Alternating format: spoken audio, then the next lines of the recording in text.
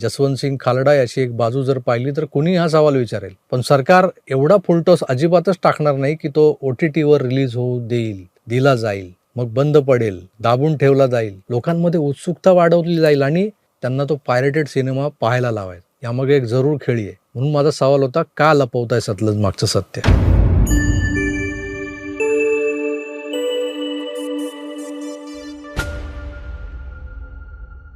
पंजाबसारख्या राज्यात 1988 ते 1995 या 7 वर्षात घडलेल्या असंख्य घटनांच्या पार्श्वभूमीवर तिथलं खलिस्तानवाद्यांचं आंदोलन आणि त्या फुटीरतावाद्यांच्या हिंसक दहशतवादाचा बिमोड करण्यासाठी तत्कालीन मुख्यमंत्री बियान सिंग यांनी नियुक्त केलेले पोलीस महासंचालक KPS गिल आणि मग गिल यांच्या नेतृत्वाखाली पंजाब पोलिसांनी संपवून टाकलेली खलिस्तानी चळवळ, हे सगळं आपल्या नजरेसमोर येतं. या सगळ्या घटनांच्या समांतर एक वेगळाच खेळ पंजाबात खेळला जात होता. तो मात्र कोणाच्या लक्षात आला नाही, कारण त्या खेळालाही अनेक कंगोरे होते. त्यातले अनेक कंगोरे काही लेखकांनी कादंबऱ्यांच्या माध्यमातून उलगडलेले आहेत, पण ते बहुधा स्थानिक भाषेत असल्यामुळं हिंदीत अनुवाद झाला आहे बऱ्यापैकी काही कादंबऱ्यांचा, पण तो आपल्यापर्यंत पोहोचलेला नाही आहे. त्यामुळे हे असे काही अप्रसिद्ध अप्रकाशित असे कंगोरे कुणाच्याही लक्षात आलेले नाहीत. मित्रो, अशाच एका कंगोऱ्याचा मागोवा घेणारा एक सिनेमा दिलजीत दोसांझ या लोकप्रिय पंजाबी अभिनेत्यानं समाजासमोर आणला. 2022 पासून 3-4 वर्ष सेन्सॉरशिपच्या बडग्यामुळे 2 वेळा नाव बदललं गेलं या सिनेमाचं. 127 कट सुचवले गेले होते, पण त्यानंतर अचानक हा सिनेमा OTTवर झळकला. कुठल्याही कट्स विना फक्त या सिनेमाचं नाव बदललं गेलं. आधीच्या दोघांपैकी तिसरंच होतं. कदाचित ते नाव याच्यासाठी ठेवलं गेलं असावं की सेन्सॉरवाल्यांचं लागलीच या सिनेमाकडे लक्ष जाऊ नये. Zee5वर हा सिनेमा 4 तारखेला रिलीज झाला आणि 5 तारखेला तो तिथून उडवलाही गेला. अर्थात त्यामागे सरकारचं माहिती आणि प्रसारण मंत्रालय होतं. तर यावर 2 दिवस आधी मी एक व्हिडिओ बनवला होता, भाजप सरकार का लपवतंय सतलज मागचं सत्य. या व्हिडिओने अनेकांच्या बुडाला आग लागली, प्रचंड झोंबलं त्यांना. मग माझी अक्कल वगैरे काढली गेली. अर्थात मला याचं फारसं वाईट वाटलेलं नाही, कारण सरकारच्या विरोधातला हलकासा सूरही काही लोकांना नकोसा असतो. मूलतः हा सिनेमा न पाहता मी त्यावर बोलायला नको होतं. हा मुद्दा फारच महत्त्वाचा आहे इथे. पण मी एकंदरच सतलजवर आलेल्या काही राईटअप्स वाचून, काही व्हिडिओज जे या सिनेमाची स्टोरी सांगणारे होते ते पाहून मी व्यक्त झालो. पण मला मुद्दाम सांगायचं की जसवंत सिंग खालरा याच्याबद्दल थोडी बहुत माहिती आधीपासूनच होती मला, पण केंद्रातल्या भाजप सरकारला Zee5 सारख्या OTTवर हा सिनेमा रिलीज होणार आहे हे अजिबातच माहीत नव्हतं. असं कसं बरं होऊ शकतं? सरकारनं जाणून बुजून हा सिनेमा वादग्रस्त कसा बनेल याची भूमिका का बजावली आहे? कारण जे सरकार लपू पाहतं, दडपू पाहतं, ते लोक जीवाच्या आकांतानं शोधून काढतात आणि आवर्जून बघतात. हा सिनेमा OTTवरूनही हटवला जाणार हे निश्चित असताना त्याला 48 तासांची सवलत देऊन डाउनलोड करून घेण्याचा अवकाश का दिला गेला होता? डाउनलोडेड कॉपीज या फक्त त्या ॲप्सवरच पाहण्यासाठी असतात. पण आता या डाउनलोडेड कॉपीज अख्ख्या जगभरात पसरल्या आहेत. अर्थात याला सरळ पायरसी म्हणता येईल. पण हा सिनेमा जाणीवपूर्वक बॅन करून पंजाबात उगाच प्रोपोगंडा पसरवत गावागावात दाखवला जातो आहे. प्रत्येक गुरुद्वाऱ्यात स्पेशल शो होत आहे त्याचे. कोण करतं हे सगळं?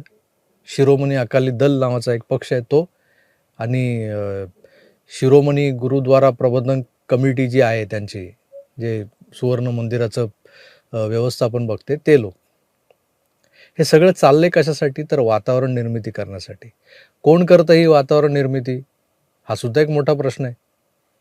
आपला परम मित्र आणि सख्खा शेजारी पाकिस्तान हा ब्लीड इंडिया या त्यांच्या एका गुप्त ऑपरेशन अंतर्गत K1 आणि K2 अशी 2 ऑपरेशन राबवत होता. हे तुम्हाला सगळ्यांना माहिती आहे. आणि तो कालखंड 80च्या दशकातला आणि भारताच्या पाकिस्तानला खेटून असलेल्या 2 सीमावर्ती राज्यांना स्वतंत्र होण्याचे वेध लावणारा होता. त्यातलं K1 म्हणजे काश्मीर. पाकव्याप्त काश्मीरनंतर उरलं जम्मू आणि लडाख यांनाही गिळण्याची योजना या K1मध्ये होती. तर पंजाबमध्ये शिखांसाठी स्वतंत्र असं एक राष्ट्र बनवण्याची संकल्पना म्हणजे खलिस्तान बनवणं, हे होतं K2. काश्मीरी आतंकवाद्यांना तोंड देताना तिकडे आपलं सीमा सुरक्षा दल झगडत होतं. पण पंजाबात मात्र स्पेशल टास्क फोर्स आणि पंजाब पोलीस हे लोक या खलिस्तानवाद्यांशी झुंजत होते. मित्रो, पाकिस्तानातून ट्रेंड होऊन आलेले पंजाबी तरुण हे खलिस्तानसाठी जीव द्यायला तयार झालेले होते. पण स्वतःचा जीव देण्याआधी ते पंजाबातल्या आपल्याच लोकांचे जीव घेत होते. काश्मीरमधला दहशतवाद हा हिंदू विरुद्ध मुस्लिम अशा धार्मिक प्रतलावर रुजला होता. पण पंजाबात हिंदूंना तर प्राधान्यानं मारलं गेलंच, पण सोबतीला सरसकट सामान्य पंजाब्यांना, शीखांना देखील टार्गेट केलं जात होतं. शीखांचं स्वतंत्र राष्ट्र हे दुसरं तालिबानी विचारांचं राष्ट्र बनणार असं दिसत होतं. कारण तर धर्माचरणाची सक्ती केली जात होती. मुलींनी शाळेत किंवा कॉलेजात स्कर्ट घालायचा नाही, पाय उघडे ठेवायचे नाहीत, सलवार कुर्ता आणि त्यावर चुन्नी म्हणजे ओढणी असायलाच हवी, ड्रेस कोड, नाहीतर मग थेट गोळ्या घातल्या जायच्या. पण या मुलींना मारण्याआधी त्यांच्यावर बलात्कारही केले जायचे. खलिस्तानी विचारांच्या या तरुणांना खडकू म्हटलं जायचं. हे खडकू जे होते स्वतःला गब्बर सिंगची चौथी अवलाद समजत असावे बहुतेक. तर ते स्वतंत्र खलिस्तान कशाला हवा यावर कधी बौद्धिक पातळीवर चर्चा करणं त्यांना कधी जमलं नव्हतं. उलट खलिस्तानचं प्रयोजन काय असा कोणी प्रश्न विचारला तर निव्वळ पवित्र अशा सुवर्ण मंदिरावर पोलिसी कारवाया झाल्या, लष्करी कारवाया झाल्या, आमचं श्रद्धास्थान अपवित्र झालं, अस्मितेला ठेच लागली, एवढीच कारणं सांगितली जायची. खरं तर इतिहास साक्ष आहे की शीख ही जी जमात आहे ती देशभक्त जमात आहे. असं असूनही हे लोक असे फुटीरतावादी का बनले? तर पंजाबातले सारे शीख हे काय खडकूंच्या स्वतंत्र राष्ट्र धोरणांशी संमत होते असं नव्हतं. अख्खं राज्य एका बाजूला आणि काही मुठभर पाकिस्तान पुरस्कृत आतंकवादी एका बाजूला, असा हा संघर्ष पंजाबात सुरू होता. त्याला हळूहळू सर्वसामान्यांचा पाठिंबा मिळाला देखील असता. पण स्वतंत्र राष्ट्र कशासाठी या प्रश्नाला ना उत्तर होतं ना ठोस विचारधारा. त्यात या खडकूंच्या मेंदूचं पाकिस्तानांनी पार तालिबानीकरण करून पाठवलं होतं त्यांना. ते पंजाबात धार्मिक आचरणाचा अतिरेक करू पाहत होते. त्यात त्यांना त्यांच्यातल्या पॉवरचा अहंकार स्वस्थ बसू देत नव्हता. हातातल्या AK-47 दाखवत ते पंजाबातल्या सधन शेतकऱ्यांच्या घरांवर डाका टाकू लागले होते. ज्यांच्या घरात जान जवान सुंदर पोरी आहेत त्यांच्या घरात घुसून त्या पोरींवर ते बलात्कार करू लागले होते. ती घरं लुटू लागले होते. रस्त्यावरून लोकांचं फिरणं मुश्किल झालं होतं. पत्रकार यांच्या विरोधात चकार शब्दही लिहू शकत नव्हते, काढू शकत नव्हते. जो बोलेल, जो लिहिल त्याला हे गोळ्या घालून ठार मारायचे. पोलीस स्टेशन्सवर रात्रीचे हल्ले व्हायचे, पोलिसांना ठार करून तिथली शस्त्र लुटली जायची. खलिस्तानी चळवळ ही पंजाब राज्यातल्या सर्वसामान्य जनतेच्या अस्मितेसाठी नव्हतीच कधी. ती मुठभर भाडेके टट्टू जे होते ना, त्यांच्याकडून त्यांच्या स्वार्थासाठी आणि पाकिस्तानच्या फायद्यासाठी चालवली जात होती. आता जनाधार नसलेल्या चळवळी या फार काळ टिकत नाहीत. पण खलिस्तान्यांना पाकिस्तानचा पाठिंबा होता म्हणून एक दशकभर अतिरेक्यांचा नंगानाच पंजाबात सुरू होता. पण मुख्यमंत्री बियान सिंग यांनी आसाम मेघालय केडरचे KPS गिल यांना पंजाबमध्ये पोलीस महासंचालक बोलवून घेतलं. कारण गिल यांनी 1979 ते 1985 दरम्यान नॉर्थ ईस्ट रिजनमध्ये अनेक फुटीरतावादी चळवळी व्यवस्थित हाताळल्या होत्या. Assam liberation army, Naga liberation front ते बोडो फ्रंट या दहशतवादी गटांना चायना आणि पाकिस्तान दोन्हीकडून मदत मिळत होती. असं असताना KPS गिल त्यांना पुरून उरले होते. आता गिल हे मूळचे पंजाबचे, तरी ते आसाम मेघालय कॅडरमधून 1958 साली IPS म्हणून ते जॉईन झाले. या KPS गिलना मुख्यमंत्री बियान सिंगनी पंजाबात बोलावून घेतलं. केंद्रात सरकार काँग्रेसचं होतं आणि मग गिल यांनी एक स्पेशल फोर्स स्थापन करून खलिस्तानी आतंकवाद्यांचा खात्मा सुरू केला. आता यावेळेस त्यांनाही सुवर्ण मंदिरात लपलेले दहशतवादी बाहेर काढण्याचं एक ऑपरेशन करावं लागलं होतं, जसं जनरल वैद्य यांनी केलं होतं. मला वाटतं 1988लाच ऑपरेशन ब्लॅक थंडर नावानं ही कारवाई प्रसिद्ध आहे. त्यानंतर गिल आणि त्यांच्या टीमनी विशेष सवलतींच्या जोरावर खलिस्तान्यांचा जिथं जिथं जोर होता त्या शहरात गावात घुसून जोरदार कारवाया केल्या. पोलिसांना टीप मिळाली की ते कधीही कुठेही कसेही घुसत आणि लोकांना उचलून नेत. यात ओल्याबरोबर सुकही जळतं असा प्रकारही झाला इथं. काही निरपराध नागरिकही या कारवायांचे बळी ठरले. या धडक कारवाया पोलिसांना मोटिवेट करण्यासाठी एन्काउंटर्सवर प्रमोशनच्या ऑफर्स, कॅश रिवॉर्ड्स, यामुळं बऱ्याचदा असंही झालं असेल की आपला नंबर वाढवण्यासाठी पोलिसांकडूनही अतिरेक झालेला आहे. तसे पुराव्यानंतर बाहेरही आलेत, म्हणजे अगदीच खोटं नव्हतं ते. पण गिल अँड कंपनीनं खलिस्तान्यांचं कंबरडं मोडून टाकलं, हे त्यातल्या त्यात फार महत्त्वाचं आहे. आता वळूया त्या जसवंत सिंग खालराकडे. सिनेमात हा साधा बँक कर्मचारी दाखवला आहे, पण प्रत्यक्षात बँक कर्मचारी ते होते, पण ते शिरोमणी अकाली दलाचे पदाधिकारी होते. ते मानवाधिकार कार्यकर्तेही होते. त्यांनी सुरुवातीला निरपराध नागरिकांच्या नातेवाईकांच्या तक्रारी त्यांच्याकडे ज्या आल्या त्याच्यावरून मग शोध मोहीम सुरू केली. मग त्यांना अमृतसर, तरनतारण, गुरुदासपूर, मालवा, भटिंडा, डोबा अशा रिजनमध्ये त्यांनी शोध घेतला, कारण तिथंच खलिस्तानांचा जोर जास्त होता आणि तिथंच जास्त एन्काउंटर्स व्हायचे. काही ठिकाणी खरोखरच निरपराध मोठ्या संख्येनं मारले गेले होते. हे सूर्यप्रकाशा इतकं स्वच्छ आणि सत्य आहे, ते आपणही नाकारू शकत नाही. पण या जसवंत सिंग खालडाच्या शोध मोहिमेला खलिस्तान्यांनी एक टूलकिट म्हणून वापरायला सुरुवात केली, हे देखील तितकंच सत्य आहे. त्याला कॅनडाला नेला, तिकडच्या संसदेत यानं आपला शोध प्रबंध वाचून दाखवला. मग ॲम्नेस्टीत गेला तो. कॅनडाच्या, अमेरिकेच्या अनेक ह्युमन राईट्स संस्थांमध्ये याची व्याख्यानं झाली या विषयावर. 90च्या दशकाच्या सुरुवातीला अशा परदेशवाऱ्या स्वस्त नव्हत्या, पण याचा सगळा खर्च पाकिस्तानी आकांनी केला असं म्हटलं जातं. मित्रो, या जसवंत सिंग खालडाची काही विधानं आजकाल यूट्यूबवर प्रामुख्यानं दाखवली जातात. ਕਾਂਗਰਸ ਤੇ ਬੀਜੇਪੀ ਦਾ ਮੁਕਾਬਲਾ ਹਿੰਦੂ ਰਾਸ਼ਟਰ ਦਾ ਰਾਮ ਮੰਦਰ ਦੇ ਰੂਪ ਦੇ ਵਿੱਚ ਬਿਲਕੁਲ ਉੱਭਰ ਕੇ ਸਾਹਮਣੇ ਆਇਆ ਤੇ ਅਸਲ 'ਚ ਬਾਬਰੀ ਮਸਜਿਦ ਦਾ ਸ਼ਹੀਦ ਹੋਣਾ ਹਿੰਦੁਸਤਾਨ ਦੇ ਸੋ ਕਾਲਡ ਸੈਕੂਲਰਿਜ਼ਮ ਦਾ ਮਰਨਾ ਸੀਗਾ।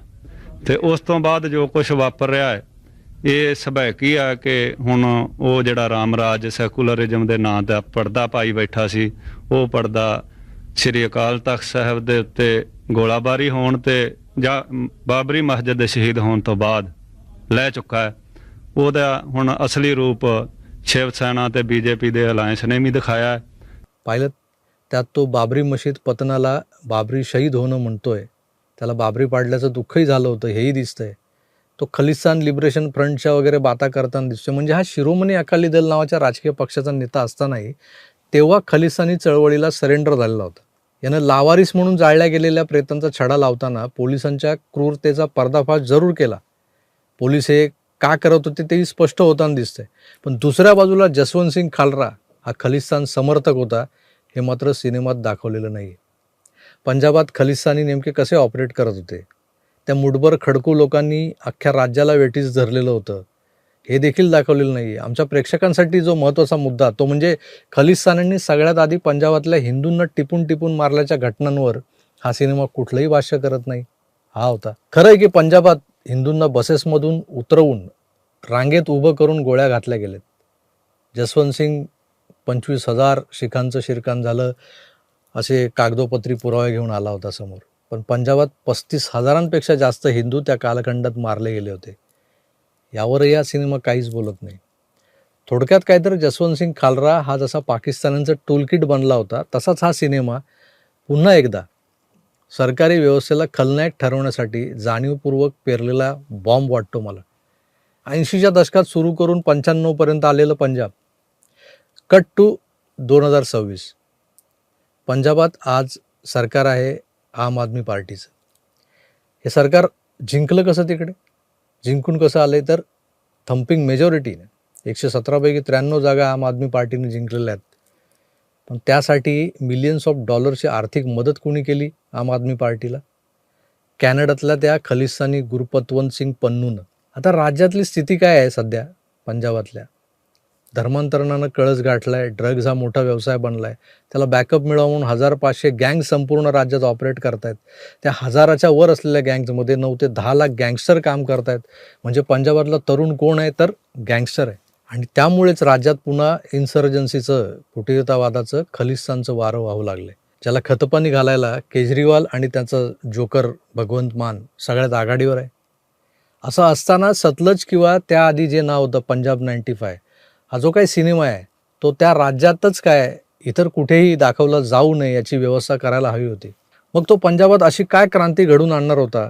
तर पोलिसी अत्याचारात निरपराध पंजाब्यांचं शिरकाण झालंय, आता त्याचा बदला घ्यायची वेळ आली आहे अशी आवाहनं केली गेली असती असं काही लोक बोलत आहेत. पण या सिनेमाला सेन्सॉरकडून दाबल्यानंतरही तो OTTवर प्रदर्शित केला जाऊ शकतो हे आपल्या इंटेलिजन्सला माहीत नव्हतं असं होणार नाही ना.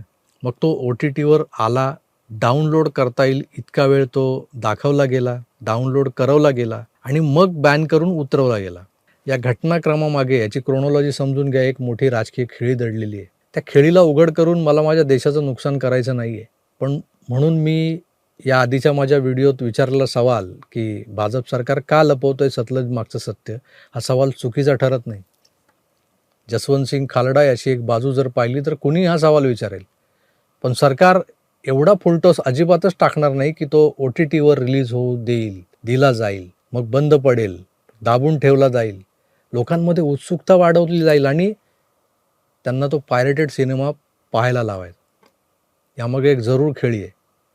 म्हणून माझा सवाल होता, का लपवताय सतलज मागचं सत्य. कदाचित पंजाबमध्ये आम आदमी पार्टीचा खलिस्तानवादी चेहरा जो आहे तो जगासमोर आणायचा होता की अजून काही आहे, कळेल लवकरच. तुर्तास थांबूया, पुन्हा भेटूच. तोवर आपली काळजी घ्या आणि या प्रश्नाचं उत्तर शोधण्याचा प्रयत्न जरूर करा. हा सिनेमा यूट्यूबवरही आहे, 1-2 चॅनल्सने तो बिंदास्त अपलोड केलेला आहे. इतर ठिकाणावरही उपलब्ध आहे, मिळतो. तो पहा. मलाही असा एका ठिकाणावरून मिळाला, एका मित्राने पाठवला, तो डाउनलोड करून मी पाहिला आहे.